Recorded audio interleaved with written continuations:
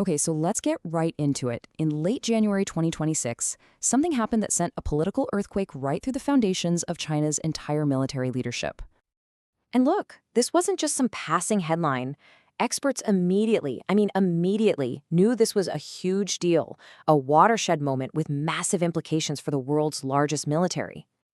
Right at the center of this whole storm, General Zhang Yusha. We're talking about the most senior uniformed officer in the entire People's Liberation Army. And get this, he was once seen as Xi Jinping's closest military confidant. Closest. So let's break it down. It all starts with a shock at the top. On January 24th, 2026, the official announcement drops. General Zhang and his top deputy, General Yu Zhenli, are both under formal investigation. Just boom. Now, to understand why this is so huge, you have to know what the Central Military Commission, or the CMC, is. It's the supreme command of China's armed forces. Xi Jinping himself is the chairman. So when you find out that both of these guys were members, well, their removal wasn't just a personnel change.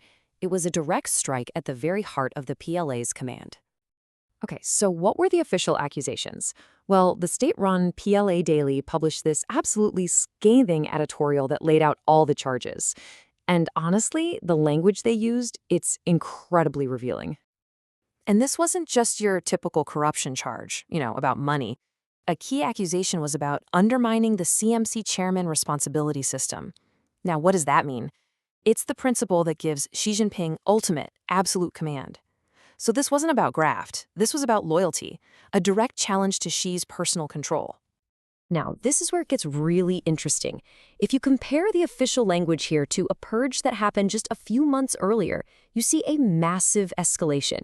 It goes from serious duty-related crimes for the other guy to seriously trampling on the CMC chairman responsibility system for Zhang. And the existential threat level, it jumps from adverse impact to literally endangering the party's governing foundations. That is a huge, huge shift.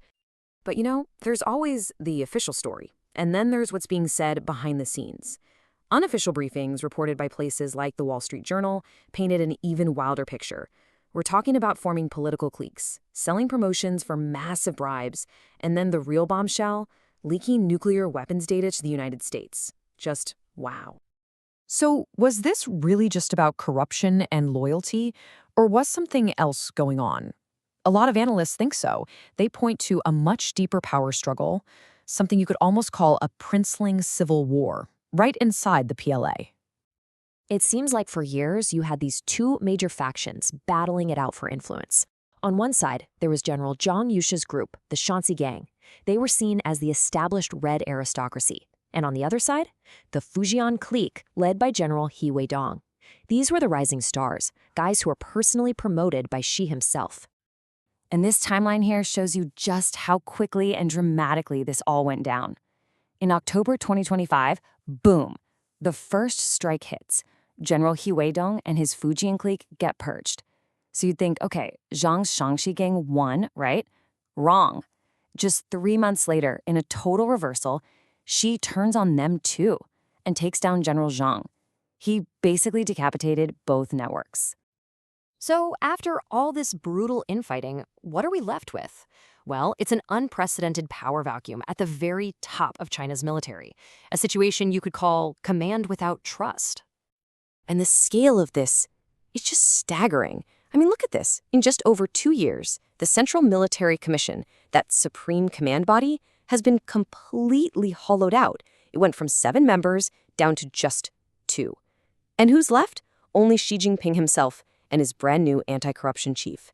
That's it. So what's the immediate fallout from all this? Well, the CMC basically becomes just an extension of Xi's personal will.